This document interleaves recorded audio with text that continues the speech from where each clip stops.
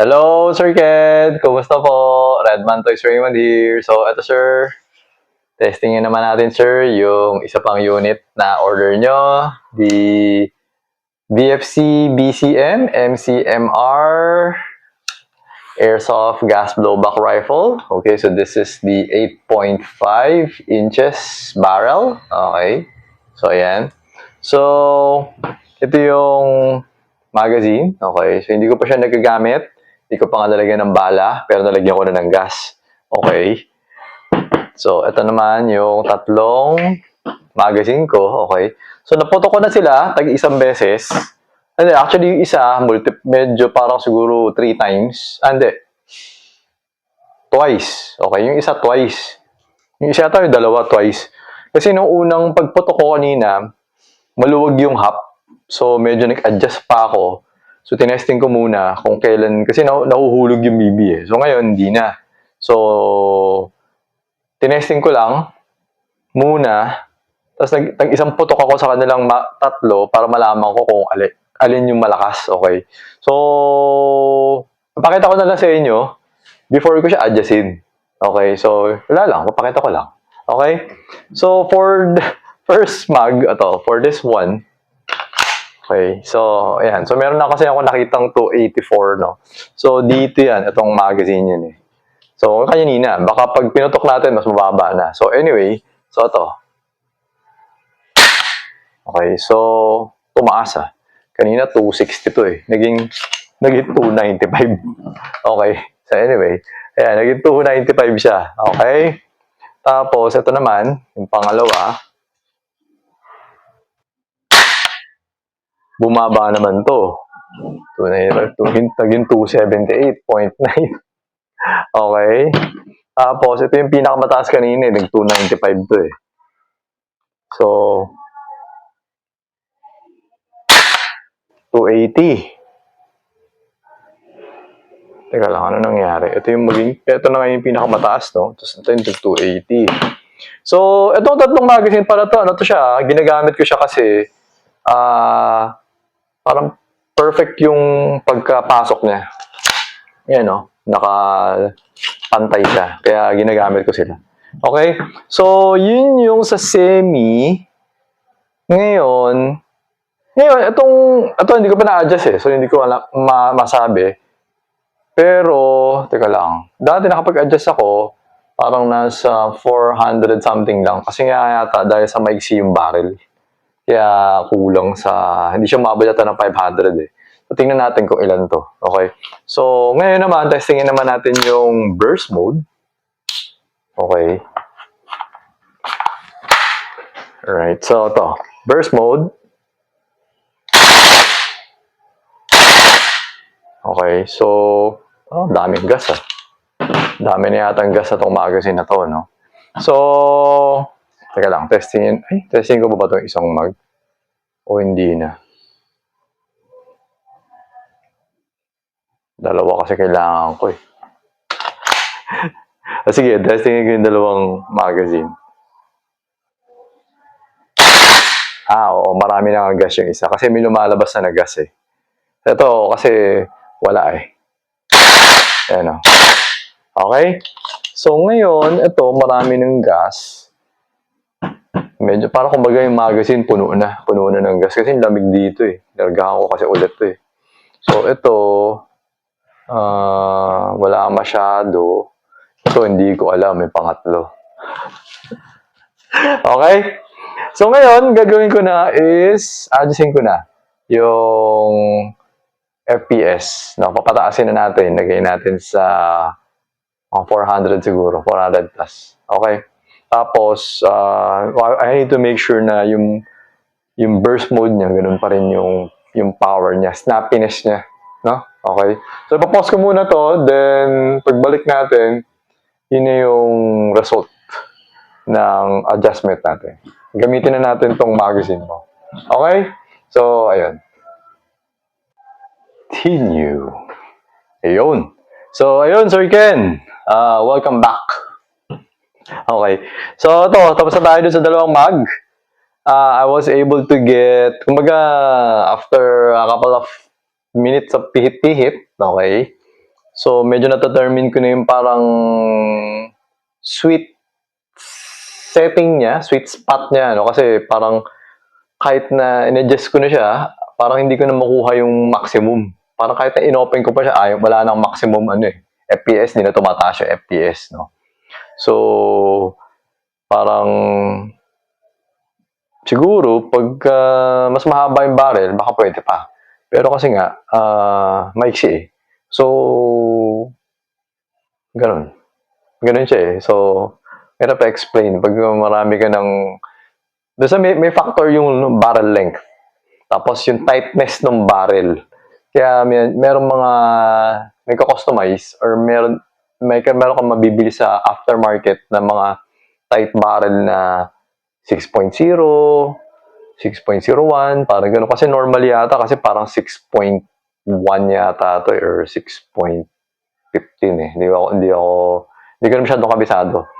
Pero, syempre, ang problem naman din kasi dun sa pag-tight, kailangan medyo precision BBs yung ginagamit mo kasi baka mag-jam. Gano'n naman yun. So, syempre, pag yung mga ganito, medyo parang alam ko mas malaki. Kasi nga, syempre, mas mahal din kasi kapag mas precision yung parts. Parang ganun. So, ito na. Teka. So, papakita ko lang muna. Dito muna sa magazine ko. Tapos ito, nalagyan ko na ng bala. Tsaka na sa'yo. Okay, so, ayan. Dito muna tayo sa isa. So, ilan to? Ayan, 429.7. Okay. Ito yung maraming gas eh. Ayan o. Okay. So, snappy. Maganda yung niya. Tapos ito yung konti lang yung gas. Konti lang yung gas or sakto lang. 424. Ayan o. Walang lumalabas na gas. Okay. So, yan. So, ngayon, ano kaya matatandaan pag ginamit ko ulit yan? Kasi kakargahan ko na naman. Kailangan ko lagyan ng mark para hindi ko nakakargahan kasi masyado na madami yung gas kasi. So, ito naman, ilan to? So, ito, 447 kasi hindi ko ito ginagamit eh. Yan. 447. Kumbaga, hindi ko siya ginamit ngayon. Kumbaga, pinato ko lang kanina, parang twice lang yata, di ba? Or once. Pero, nung nag-a-adjust ako, itong dalawa yung ginagamit ko pang adjust. Okay. So, kaya medyo mataas siya kasi hindi siya ganun kalamig. Although malamig sila. Kasi nga malamig dito. Naka-aircon ako eh. So, ito naman yung niya, yung burst mode. Okay. Ayan o. Okay. Yan. Ito yung naka-disable yung walang Kaya kahit na wala ng bala, hindi siya nag-open bolt. Alright? So, ngayon, dito na tayo sa magazine mo. So, 447. So, dito siguro baka mga 460, 470. Okay? So, game.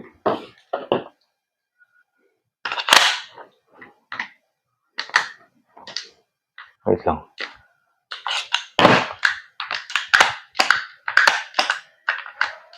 Ano nangyari?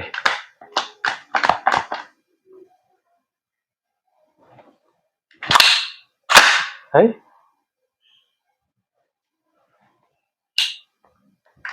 Bakit ba nahihila? Ngayon ko na na-encounter yun. So, nakalagay siya sa full. Hindi ko siya nahila. So, sinuwitch ko siya sa semi. Nahila ko siya.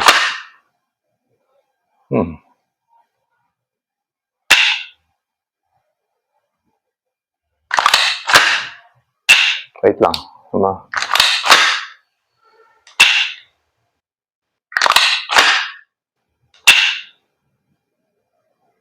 Alam ko na. Kasi, walang bala eh. Diba? Tapos kanina, pahinaan na yung gas. Parang, so siguro, nag-alanganin yung positioning ng bolt. Kaya, hindi ko na siya mahila. Or naipit siya somewhere nung nasa full auto siya. Okay, so yun alam nyo na. So ngayon, at least ako may nalaman ako na to. May natutunan akong bago. Okay. Okay. So, ngayon, nilagay ko na siya sa semi. Okay, ang gumagana na. Alright, so to. Tayo natin. Okay. So, firing. 451 lang. 451.1. Okay, so this is your magazine eh.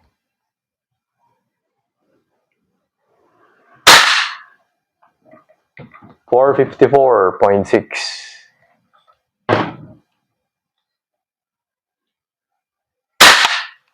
451.2.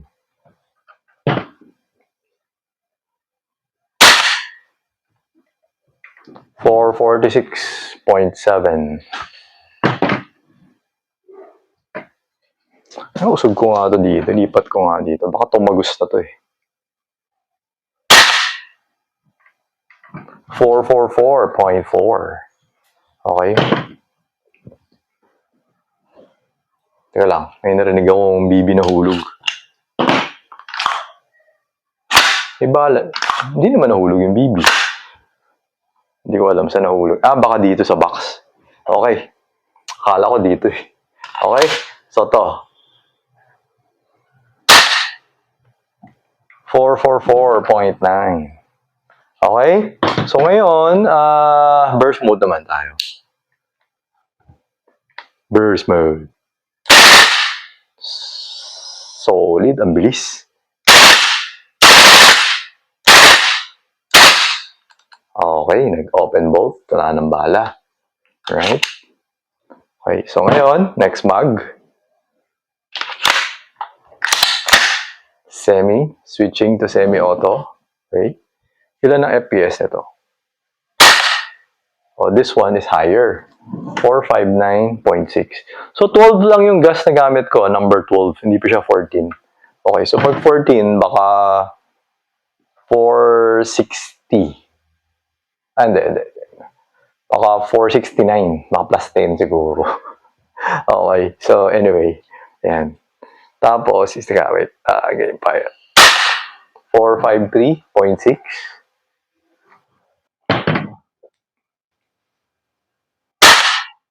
456.5. Teka lang. Bigit na. Sakada na kamay ko. Parang okay din pala siya, no? Maliit lang. Parang mas handy. Pero mabigat din kasi full metal eh. Pero actually, mas magaan na si BCM. Pero compared sa pistol, syempre mabigat. Parang pistol eh, no? Liit eh. 451.2. Okay na siguro to, no? So, for the FPS, no? So, ngayon, dito naman tayo sa burst mode. Switching to burst mode. Ooh. Okay, wala nang bala. Ubus. Open bolt. Removing the magazine. No more BB. Pulling the bolt. Hammer. Switching to semi-auto. Hammer down. Okay, so testing ulit natin. Hammer down. Switching to full auto. Hammer down. Switching back to semi-auto. Hammer down. Okay, malalagay ko ba sa safe? Ayaw. Okay, so ayun Sir Ken, okay na tong unit nyo. Masarap paglaruan. So dami ko na kasing GBBR. Wala akong ganito eh, wala akong 8.5. Kasi dami ko ng GBBR. Alam nga naman lahat ng unit na binibenta ko, magkakaroon ako. Parang wala akong paglalagyan na. Kasi meron na ako may 11.5 na ako, saka may 14.5 na ako ng BCM eh. Kaya parang sabi ko, ayoko na mag 8.5. Actually, kailangan ko nga magbawas ng unit. Kasi meron akong mga gusto katulad nung yung L4. Wala akong L4 eh. Kasi ang dami ko ng unit eh. Okay, so anyways, nakwento ko lang. So, ayun, Sir Ken, okay na tong unit mo. So, pwede ko na sana siya ipack. Ang problema, wala pa ako nung nire-request mo na yun, the letter. Okay? So, yun na lang yung gagawin ko. Pero na-testing ko na yung unit mo para may video na tayo, no? So, yun lang yung gagawin ko. Tapos, Siguro ano eh, kasi papaprint ko pa kasi yun eh. So nagkataon na Saturday ngayon close eh. Close yung shop na nagpiprint. Kaya sa Monday ko na gagawin yun. So sa Monday ko na siya papak. Tapos, ship out ko siya. Kung kaya ko siya i-ship out sa Monday, ship out ko na siya sa Monday. Pero pag hindi, Tuesday ko na siya ship out. Okay. So, at least na-testing na natin yung unit. Alright? So, ayun, Sir Ken. Thank you for your order. Until next transaction po, always remember to stay safe, stay great, be good, and be thankful always. God bless po, sir. Bye-bye.